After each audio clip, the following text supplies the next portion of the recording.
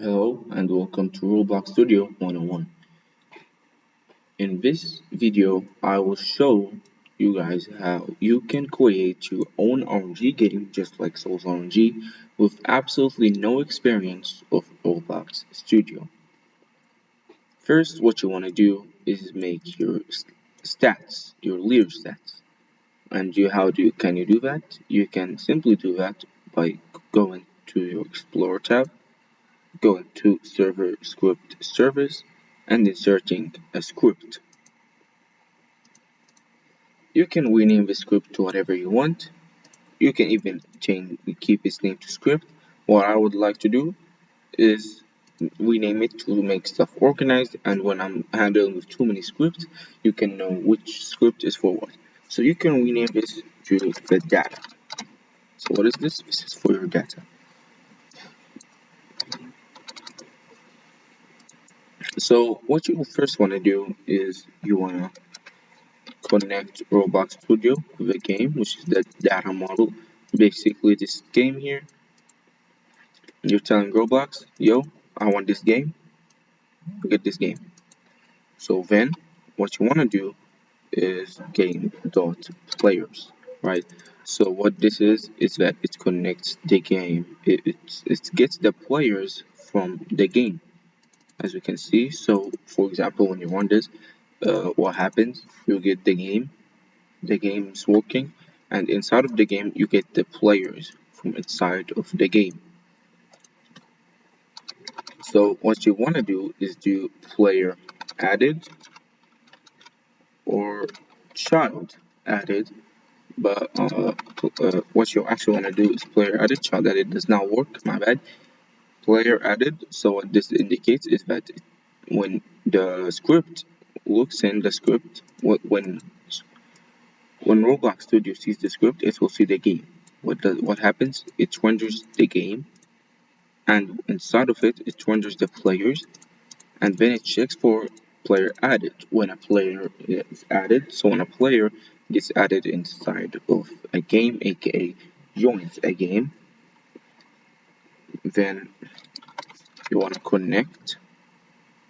So what this does is that when this happens, when basically this happens, it's gonna connect to whatever I write in here. So when a player joins a game, whatever I'm gonna write in here is what's gonna happen. What you wanna do is a function. A function is gonna happen, right? Uh, wait.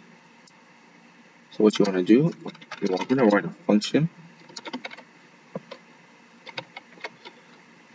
Okay. Function just like that. So as you can see, there's code assist which we don't truly need because I was showing you how to work. So what you want to do is write in the function. Here you can store variables, what are variables? They're a set of code which store a value. So for example, when a player joins the game, when it connects to this function, what are we calling this? We're calling this the player, or what you can say is player added. So you can just say player. So when a player joins the game, we call him player. And what we want to do is local. Now what is local? Local is used to store variables. These variables can be anything up to integers or even strings or even tables. Tables, right?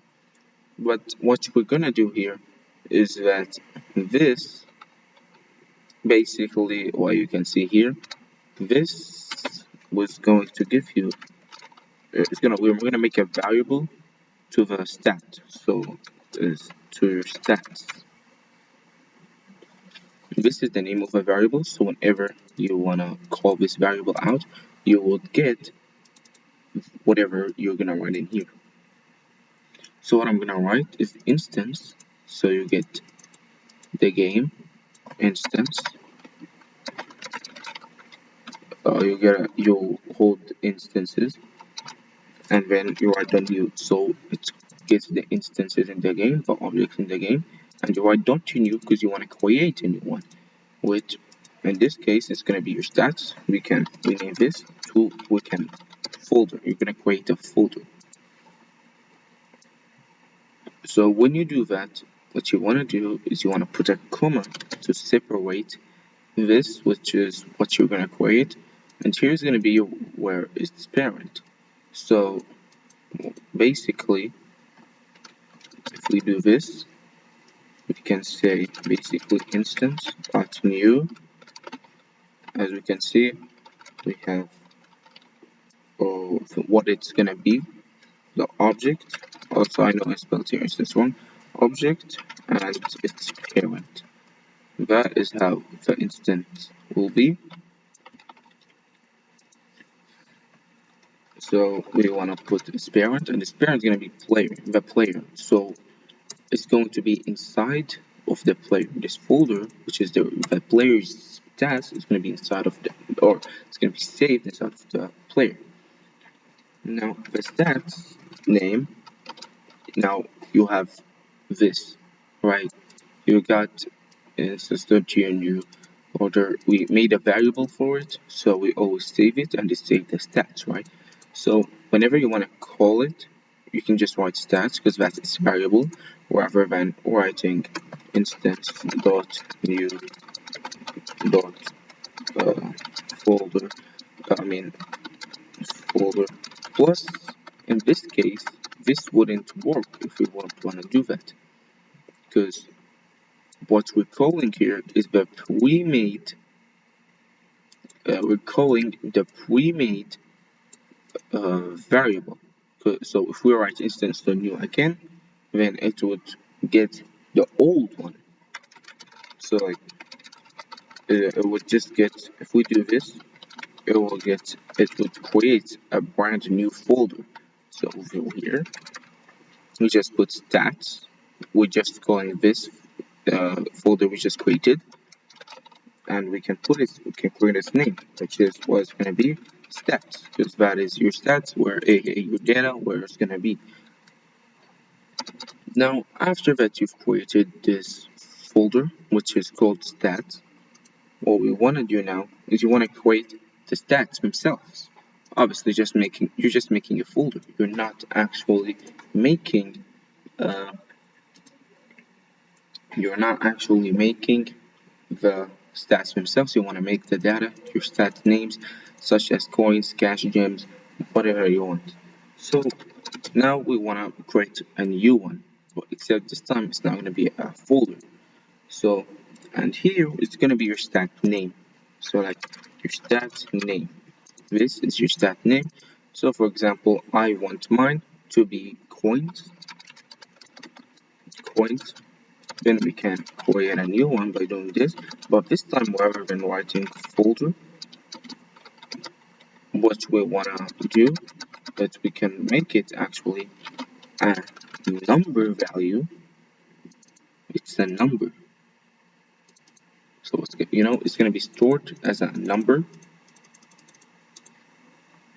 and then we put its parent, which is gonna be the stats, because this is a stat, right? So it's gonna be under the folder stats.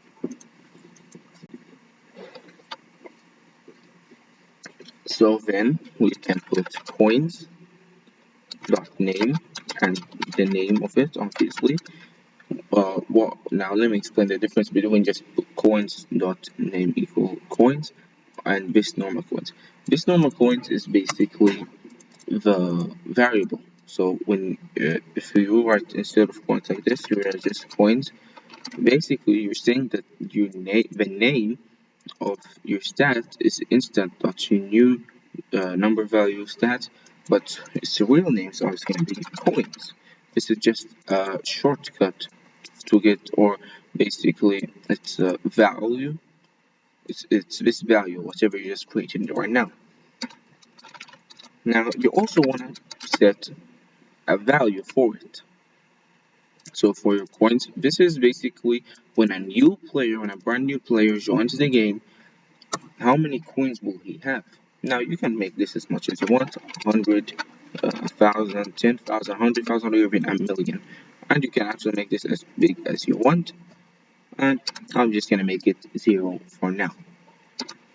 Now you can make this, you can put as much stats as you want. So you can duplicate this, make it gems, for example, this time. And we can rename this to gems. And that's really what you really want. Now you can also put headers for your stuff. So for example, here I'm gonna make my own header. I'm just doing that. So here we can rename this to main stats. This is the header. The header is main stats. You can do that. Then if I just do that right there, I wanna rename this to the RNG stats, or like whatever you get when you roll stuff. So what you can do now, go back like this, and you can duplicate and you rename it to whatever you want. So first we can put, for example, common. So you can rename this also common, and put this like that to common. And this is your RNG stat. This is what you're gonna get. And as I said again, you can make as much of these as possibly wanted. So for example, this can be uncommon. As you can see, you can just rename this to uncommon. And we can make our where.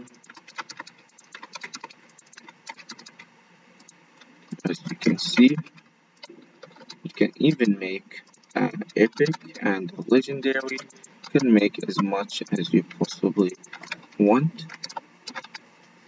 So we can do that again. Oopsies. You can duplicate this and just rename this legendary. As you can see right here. So what you here just made is your RNG stats and your main stats, which is the coins and the gems, which can be spent on many stuff. For example, you can make that you get coins every second, and you spend a coin and you roll for one coin, or you can use another. You can make another roll button, which I will make a video later on to roll. For now, I'm just going to be doing this. So you can make it that you get one coin every second, and you use these coins to roll to get fees. And every time you get something, for example, a common, you would get one gem. If you get an uncommon, you get like 2 gems, where 5 gems, epic, 50 gems, and the legendary like 1,000 gems. And you can use these gems for upgrades later on. And what you can even do, you can even make more rolls or whatever you want to call them. So, like, for example, this can be one roll button, which these are the only stats inside of them, or basically what people in our games would call them are like runes. So, for example, this rune would only contain these stats, and you can make another one which would have completely different stats than these, or you can just do such as Vault RNG. They're all one single stat, but they're all one singular rune, but they're all in the same place. Right. So this is basically it. Now to get coins every second, how you wanna do this is simple. You can just go down here, and you can do if, or no, what you can do is while task.wait. This basically makes this is basically an infinite loop, which makes the game wait this amount of time. So, for example, 1 second. To do coins, this stat right here, we can make this stat coins dot value, obviously, plus equal. Yes, this is important. You can either do plus equal, or you can just do coins plus equals 1, This just adds what you can already use simplified plus equal 1, and this just makes it that you get one of these every 1 second. You can change the cooldown to as much as you want. It can become 0.1, it can become 0.5, it can be even 10 seconds, but we're just going to keep it for 1 second for now. So that is it. I hope you guys enjoyed, and I'll see you guys on the next video where I'm going to teach you how to make these stats actually save.